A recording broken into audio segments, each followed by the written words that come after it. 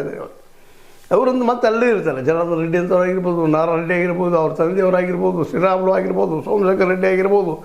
ಈ ರೆಡ್ಡಿಗಳಿಗೆ ಹೆಂಗೆ ಆರಾಮ ಇರ್ತಾರೆ. ಸಾಯವ್ರು ಯಾರು ಹಿಂಬಾಲಕರು ನಮ್ಮ ನಿಮ್ಮಂಥವ್ರು ಅಂತ. ಇವತ್ತು ನಮ್ಮ ನಿಮ್ಮಂಥವ್ರು ವಿಚಾರ ಮಾಡಬೇಕಾಗಿದೆ. ಇವ್ರು ಬೆನ್ನು ಹತ್ತಬೇಕು ಹತ್ತಬಾರ್ದು ಅಂತ. ಯಾವ್ದು ದುರಂತ ಏನಾಗ್ಯದಪ್ಪ ಅಂದ್ರೆ ಬಡತನ ಕಾರಣಕ್ಕೋ ಇನ್ನಾವ ಕಾರಣಕ್ಕೋ ನಾವೆಲ್ಲ ಅದಕ್ಕೆ ಬಲಿ ಆಗ್ತಾ ಇದ್ದೀವಿ ಅಂತ.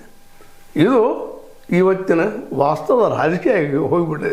ಇವತ್ತು ಶ್ರೀಮಂತರಷ್ಟ ರಾಜಕೀಯ ಮಾಡೋದಪ್ಪ, ದುಡ್ಡಿದ್ದರಷ್ಟ ಮಾಡುವಂಥದ್ದು. ದುಡ್ಡಿದ್ದವ್ರು ಸುಮ್ಮನೆ ಅವ್ರಿಗೆ ಬೆನ್ನತ್ತಿ ಜೈ ಜೈ ಜೈ ಜೈ ಫಾಲೋವರ್ಸ್ ಆಗಿ ಬೆನ್ನತ್ತುವಂಥದ್ದು. ಹೀಗಾಗಿ ಯುವಕ ಇವತ್ತು ರಾಜಶೇಖರ ಸದ್ದಂಥ ಹುಡುಗ ಸಣ್ಣ ವಯಸ್ಸಿನ ಹುಡುಗಿದ್ದಾನೆ. ಯಾರದೋ ಒಂದು ರಾಜಕೀಯ ಹುನ್ನಾರಕ್ಕೆ ಈ ನಡುವೆ ಬಲಿಯಾಗಿ ಹೋಗಿದ್ದರಿಂದ ಎಷ್ಟೋ ಜನ ಬಲಿ ಆಗ್ತಾರಲ್ಲ ಇದ್ದಾರೆ.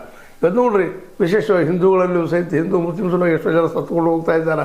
ಪಾಪ ನಡಗಿನ ಯುವಕರು ಇವೆಲ್ಲ ಹೇಗೆ ಆಗ್ತಾ ಇದ್ದಾವಪ್ಪ ಅಂದರೆ ಇವತ್ತು ಇವರೆಲ್ಲರಿಗೂ ಉದ್ಯೋಗಗಳಿಲ್ಲ. ಇವ್ರು ಬೆಂಬಲಿಗರು ಅಂತ ಹೇಳ್ತಾ ಇದ್ದೀವಿ ನಾವು. ನಾರಾಯಣ ರೆಡ್ಡಿಗೆ ಉದ್ಯೋಗ ಇಲ್ಲ ಅಂತ ಹೇಳಿಕ್ಕೆ ಹೋಗೋದಿಲ್ಲ. ಉದ್ಯೋಗದ ದುಡ್ಡು ಹೆಚ್ಚಾಗ್ಯದ.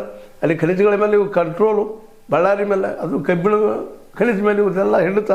ಹೀಗಾಗಿ ತಮ್ಮ ಹಿಡಿತಕ್ಕಾಗಿ ತಮ್ಮ ರಾಜಕೀಯಕ್ಕೆ ದುಡ್ಡು ಬೇಕಾದಕ್ಕಾಗಿ ಇಂಥ ಗಣಿ ವ್ಯವಹಾರಗಳನ್ನು ಮಾಡ್ತಾ ಅವು ವ್ಯವಹಾರಗಳನ್ನು ಮಾಡ್ತಾ ಬರುವಂಥ ಈ ಜನ ಬಡ್ಡಿ ಜನ ಅಂದರೆ ಮತ್ತಾವ ಜನ ಅಂತಿರೋ ಗೊತ್ತಿಲ್ಲ.